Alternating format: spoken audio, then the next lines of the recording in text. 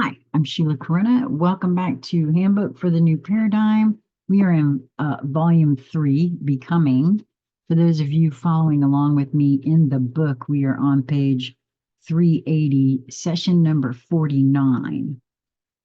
The copies of Handbook for the New Paradigm and Embracing the Rainbow, which is Volume 2, now circulating, can be counted in the thousands. Each one is causing a ripple of change in the consciousness of the reader, and in turn, within the mass consciousness. The books are now traveling to many countries so that the change can begin to be worldwide. It is hoped that translations will be made and copies of these circulated. It is necessary that the focus of cooperation in creating a different experience become a global influence. Countries where the population has little or no access to communications other than government propaganda will require intervention of another kind. Trust that this problem is being given very special attention. Also remember the 100th monkey theory. In this case, include a request for special methods of reaching these fellow humans in prayer and meditations. Help can be given for the highest and best good of those segments of humanity when it is requested for them. In reality, it is in support of what they are already asking for themselves. The tighter the oppressive situation, the greater the silent outcry of those experiencing it. Freedom to evolve is innately desired by all from the deepest levels of awareness. What may not be spoken can be thought with great emotion. Though emphasized frequently throughout the messages, the power of thought as the prerequisite for the spoken word is powerful indeed. When thoughts and words are focused by many in agreement with passion and enthusiasm, a momentum is built to manifest the desired intention. Well, I'm being reminded here about those portions of the Bible where it says, where one or more are gathered, right? There's always power in numbers, right? That focused intention. As more contribute added momentum, the ripples become waves.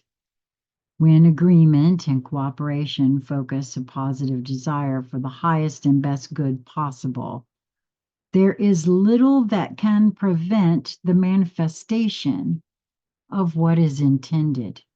And the very so open-ended like that, there's no way to predict it, so no way to stop it either.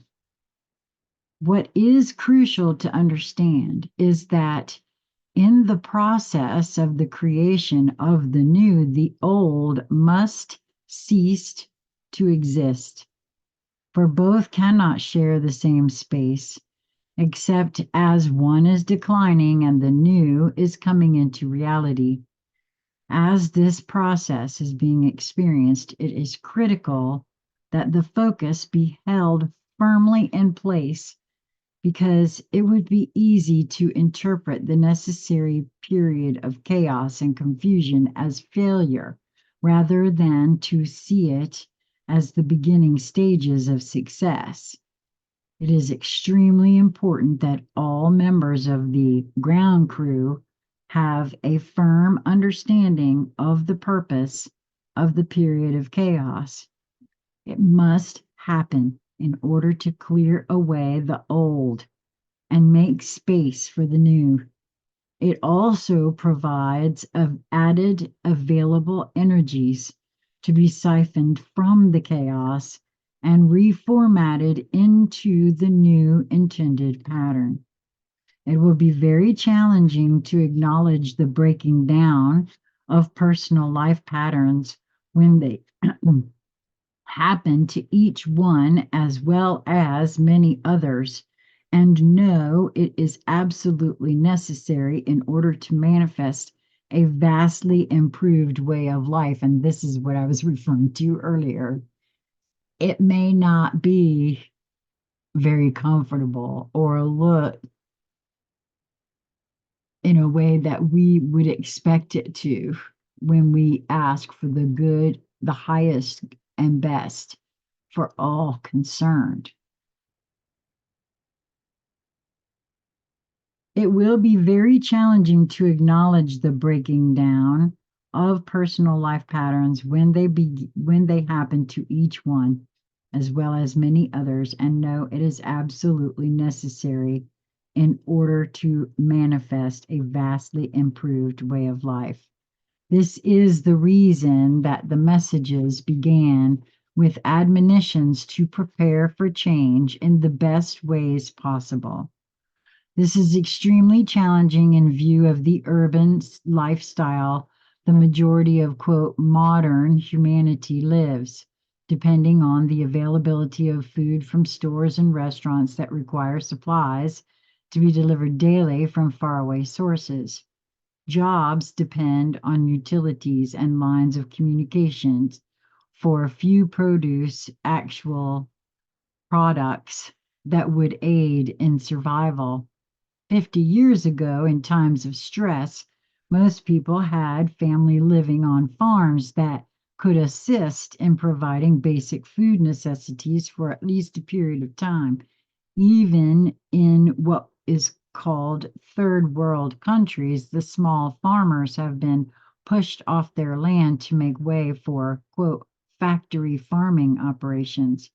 Humanity has allowed itself to be placed in dire straits indeed, for basic survival needs are controlled and in short supply worldwide.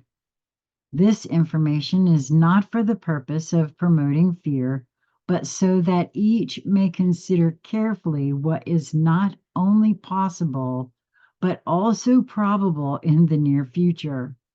Those that have given little concern for the plight of the farmer or rancher in the past should now understand and rethink their concerns. The push is on to eliminate those that have survived. These are a tenacious and efficient group that have constantly devised ways to stay on the land. There are too few of them left to feed the urban multitudes outside the established import system. This is a true picture worldwide. Humans, when there is necessity, can be amazingly creative. But could the modern urban dweller survive if all the modern conveniences were to disappear? Those who have spent their lives in an urban environment would do well to research and plan some what if scenarios with their families. What would be true necessities if there were only crickets for entertainment? Basic survival necessities are seldom found in the modern urban household. If the faucets don't provide water, where would it be found, and how could it be made drinkable? It is time to consider this basic issue with logic and planning. The answers will not be found on TV, in videos, or the movies. There are excellent homesteading information sources available, magazines and books. There are military survival handbooks, etc. Some are out of print and difficult, but not impossible to find. It would be wise to consider priorities and perhaps consider different choices with regard to what can be acquired and stored to satisfy possible future requirements. And that's the end of number 49.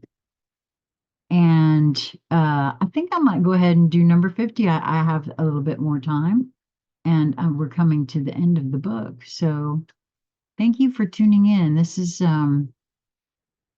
And maybe not. Now I'm getting a hit now at the moment. No, we're going to wait and do, because I think it's number 50, number 51, and then the epilogue. And I'll just do that tomorrow.